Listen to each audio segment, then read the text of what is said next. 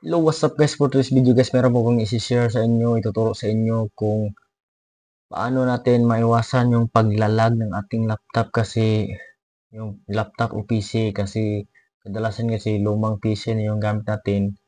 Matagal na natin ginagamit ito pero naglalag kasi marami na po tayong mga application na nagagamit at saka marami mga files. So, ituturo ko po sa inyo yun kung paano kasi kadalasan kasi kapag yung mga files na nakikita mo sa desktop mo, dinilit mo lahat yan, maglalag pa rin.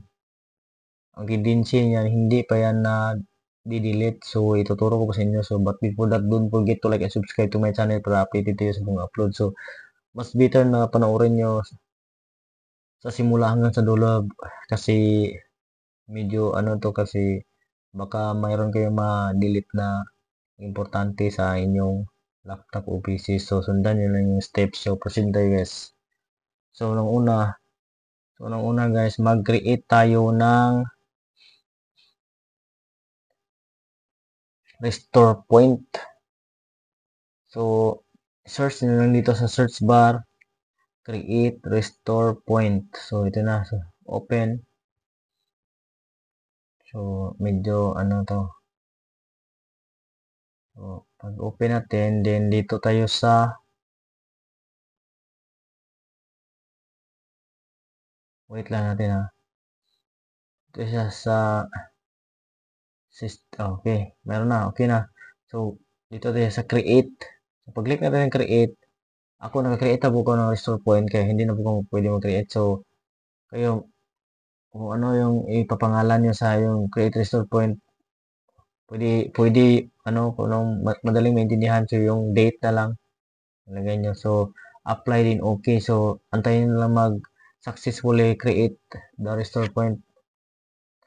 So, yan ang pag-create ng restore point para meron kayong ma-delete na files, pwede natin ma-restore. So, ang ituturo po natin sa atin ngayon is yung hindi pag maglo-loading, saka na yung restore. Okay. So, dito tayo sa search. Sa search, then mag-search tayo ng system configuration. So, punta tayo sa system configuration guys. So, dito sa system configuration, i-open natin. May sipon ako ngayon kaya medyo ano. So, antayin lang natin guys na mag-open yung system configuration. So, dito sa system configuration, dito mo makikita yung normal startup boot, diagnostic startup boot. Yung boot accessories niya is 4. So, yung iba, yung processor, number of processor, yung iba is 8. Kasi ano na, mataas na yung ano niya. So, sa akin, 4 lang. So, ito 4 lang yung ano ko. So, okay natin yan. 4. So, dito tayo sa timeout. So, sa timeout naman, pwede yung startup yan, startup. Kung ilang time. So, pwede yung gawing 3 or yung iba kasi yan 10. So, yung tagal. So, dito naman tayo sa services. So, sa services, yung nagra-run lang yung application sa system nila, yun yung nilan. Tapos yung iba, nag-stop kasi hindi ko ginamit. Pwede mo yung i-disable, pwede mo yung i-enable. So, kung i-enable mo lahat yan, magra-run lahat yan. So, maglalag yung laptop natin. So, mas better na i-stop natin yan, i-uncheck. So, or i-disable natin. So, sa akin, stop na lahat yan. Tapos, yung iba yung nagra-run. So, open dito sa startup, open task manager. So, i-open natin yan. So, dito naman, dito yung makikita mo yung naka-enable. So, Wondershare Studio, disable, ito disable. Pwede mo itong i-enable, right click lang yung hindi mo ginagamit na application, pwede mo i-disable. Yung pwede mo disable, pwede mo i-delete. So, yan lang guys. So, apply din okay. So, dito. So, i-exit ko muna to. without restart. So, mamaya natin i-restart pagkatapos. So, ito naman tayo sa susunod. So, dito sa control panel. So, sa control panel naman, hanapin natin ang system. So, hanapin natin ang advanced system settings. So, dito, sa advanced, i-view natin ang advanced system settings. So, i-click natin yan. So, pag view natin yan sa advanced system settings, ganyan lang natin ha. So, dito tayo sa settings, visual effect, processor. Ito talaga yung maglalag yung mo kasi magra-run ito ng kung anong pipiliin natin ito magra-run sa laptop natin, naka-let Windows choose.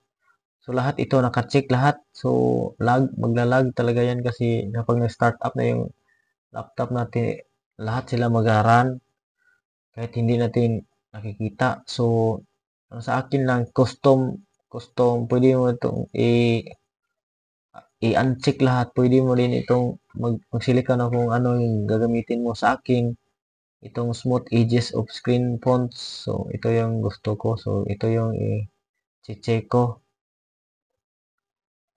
Pwede yan yung slide open combo axis. Yan, kung ano ang gusto niyo, so pwede niyo so apply din okay.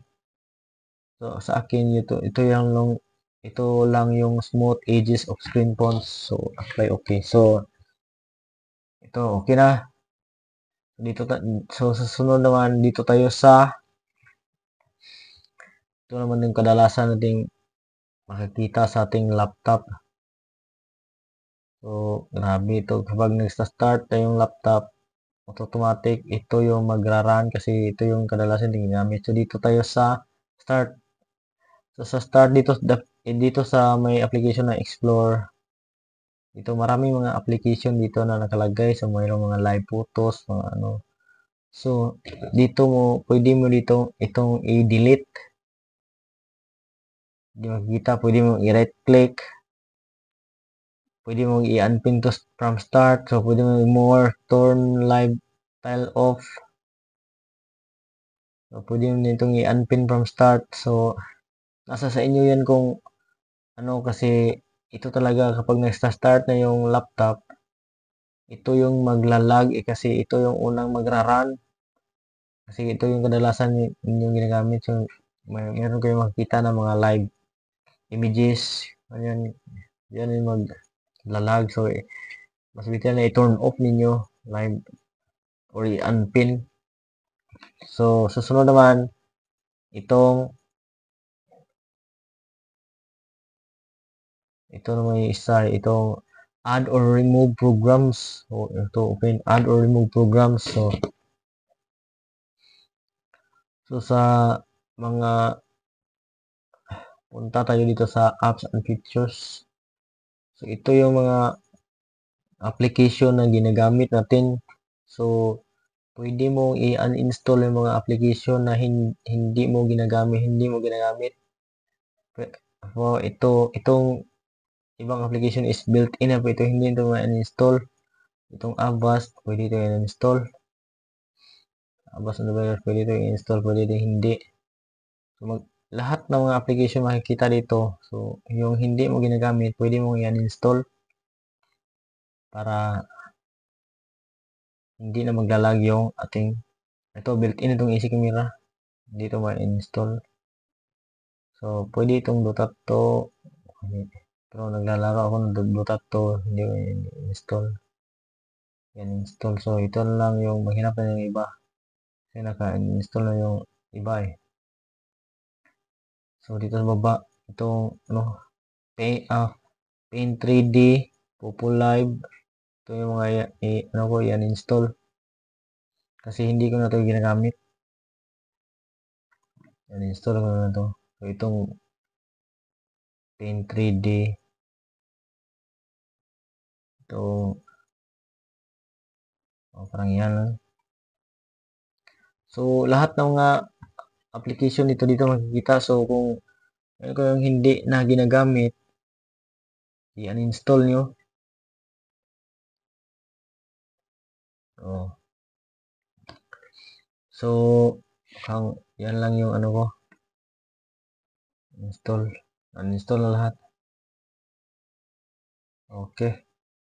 Wala na yung ano. Live up din yung Paint 3D. Ito yung HRS. Pwede i-install ko na ito. Install. Okay.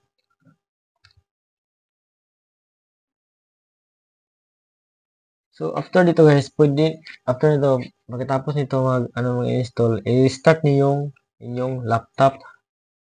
So, pag-restart niyo sa laptop guys, para ma-refresh yung lahat yung para hindi na maglalag. So, yan lang guys. Don't forget to like and subscribe to my channel para update sa mga players. Thank you guys.